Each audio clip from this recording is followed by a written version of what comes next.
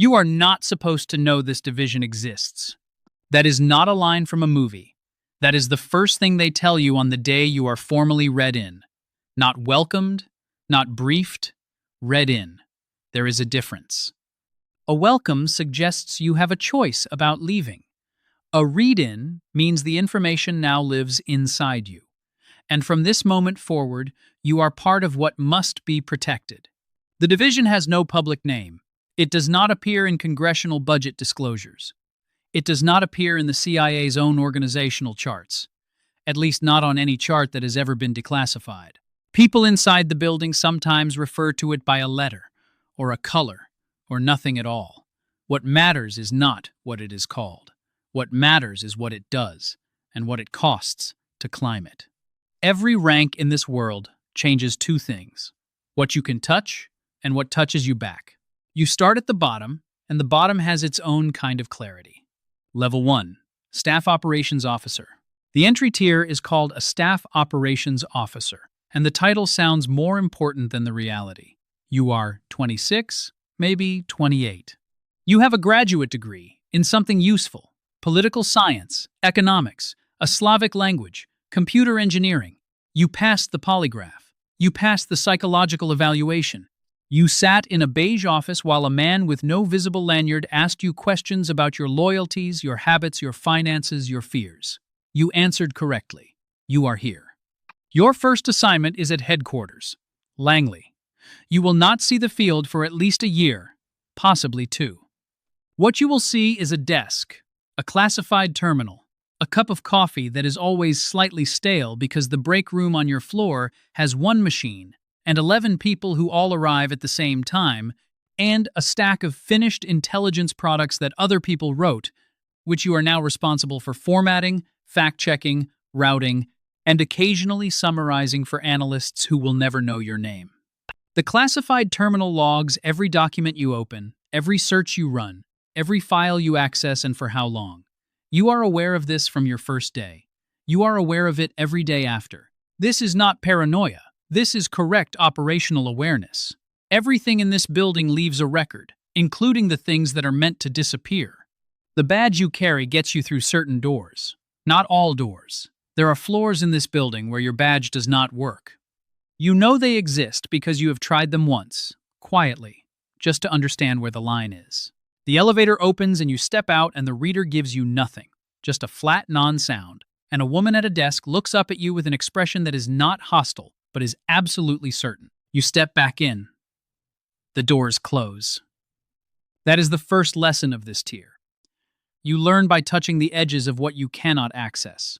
Your work here is real. Do not let anyone tell you it is not. You are helping build the analytic foundation for operations that will happen years from now in cities you may never visit, using assets you will never meet. You flag an inconsistency in a financial intercept. You cross-reference a pattern against 3 years of archived signals. You get a note back from a senior officer that says simply, "Good catch." That note goes in your file. Everything goes in your file. The social world at this tier is strange and particular. You are surrounded by people who are also not allowed to talk about what they do. You have dinner parties where no one explains their job and everyone understands why. You have a cover story for people outside the community. You practice it until it becomes boring to say, which is when it becomes believable. At this tier, you still go home. You still sleep 8 hours most nights. You still have a sense of yourself that is not defined entirely by the clearance you hold. That will change, but not yet. Level 2, the field operative. The first real shift happens when you are selected for an overseas posting. This is not automatic. Many officers spend their entire early careers rotating through headquarters assignments and never get the nod. The selection process is opaque. You are assessed on your language skills, your operational instincts, your psychological stability, and something no one names directly, but everyone inside recognizes: your tolerance for sustained ambiguity. Can you live in a situation where the facts keep changing and the rules are never written down and the only person who can tell you what to do is yourself? If the answer is yes, you get a posting. You arrive in a city that is strategically significant, and publicly unremarkable. Your official cover is a State Department position. You have a title, a business card, and a set of responsibilities that are real enough to hold up under scrutiny, but thin enough to leave time for your actual work. Your actual work is human intelligence, finding people, assessing them, recruiting them, if they are willing, and sometimes carefully engineering the circumstances that make them more willing than they expected to be. You walk the streets of this city for the first 3 months before you make contact with anyone. You learn the transit patterns, the rhythms of the markets, which cafes have exits that face which directions, which intersections have cameras and which do not. You are building a map inside your head. Not a map of the city, a map of who is watching whom, and from where, and what it would take to move between 2 points without appearing on anyone else's map. The first contact you make that feels real is with a mid-level official in a ministry you have been watching for 4 months.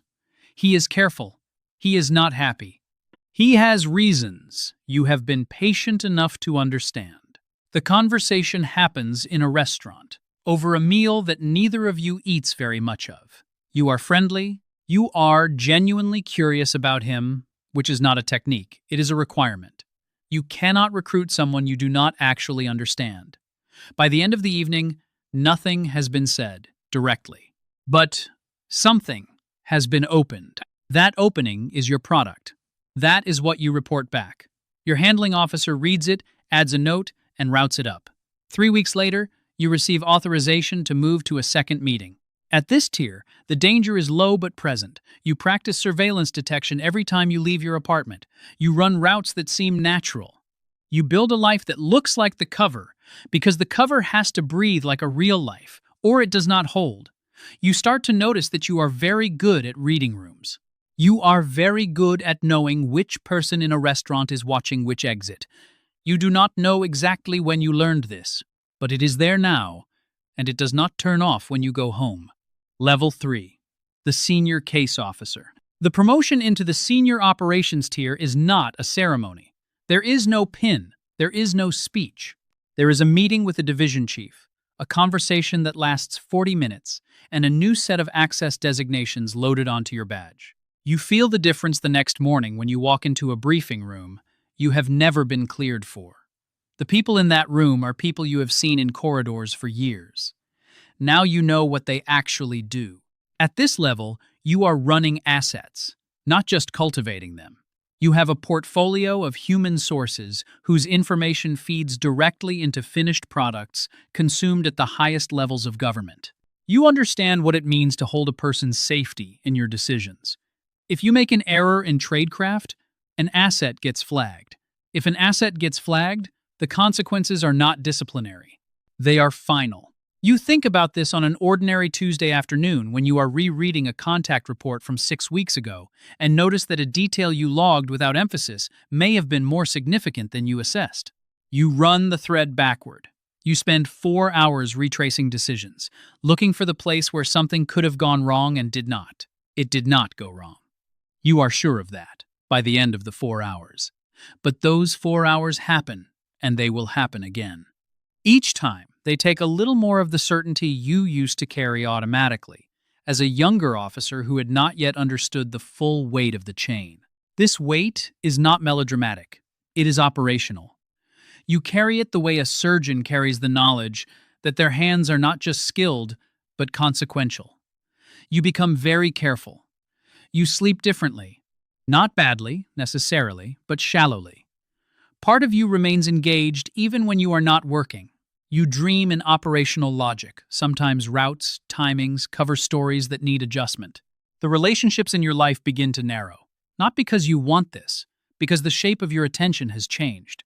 The people who do not live inside this world cannot track where you actually are when you are with them. You are present physically, but something behind your eyes is always running the calculation. Your partner, if you have one, notices. They may not name it, but they notice. You begin to understand what the division actually does. Not what it says it does, what it actually does. The space between those two things is larger than you expected, and you make your peace with it over about 6 months. Some people never make their peace. They transfer out.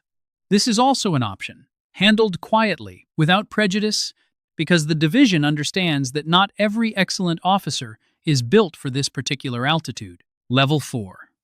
The network architect. There is a tier above that, and almost no one outside the division knows it exists. The officers who reach it are not the loudest or the most decorated. They are the ones who proved, over many years, that they could hold enormous operational complexity without visible fracture. The selection is not announced. You simply begin to notice that certain conversations are now including you, and that the room changes slightly when you leave versus when others do. At this tier, you are no longer running individual assets. You are managing networks. You are coordinating with liaison services, which means you are managing relationships between intelligence communities that officially cooperate and unofficially compete.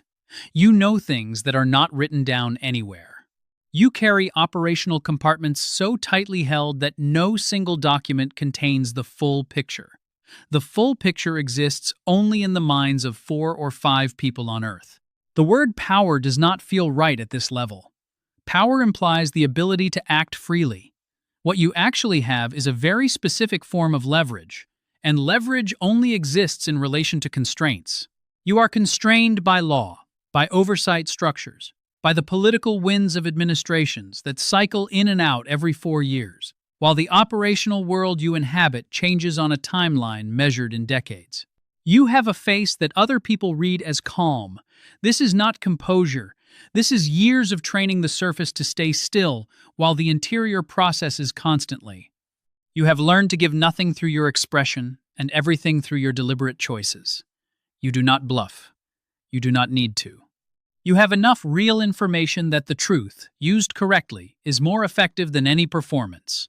At home, the word home has become somewhat abstract. You have an address. You have objects in rooms. But you have been so many other people in so many other cities over so many years that the version of yourself standing in your own kitchen sometimes feels like the newest cover, the most recent constructed identity, which has to be maintained just like all the others. Level 5, the division principle. The final tier has no official name inside the division either. You are not running operations anymore. You are shaping them. You sit on a small body of senior officers who make decisions that determine what the division will pursue over the next 3 to 10 years. Your tools are budgets, personnel assignments, liaison relationships, and the careful cultivation of institutional knowledge that can survive any individual's departure. You have watched people break at every tier below this one. You have watched people become something they did not intend to become. You have watched excellent officers lose their marriages, their health, their sense of humor, and in a few cases, their actual conviction that what they were doing was necessary. You did not emerge from all of that clean. You emerged from it whole enough to function, which is not the same thing. There is a photograph on your desk. It has been on your desk for 19 years. You do not look at it often, but it is there. The photograph shows a person, someone who mattered, someone who trusted the process, and trusted you, specifically, in a moment when trust was the only asset either of you had. That chapter closed in a way that was operationally necessary and humanly terrible.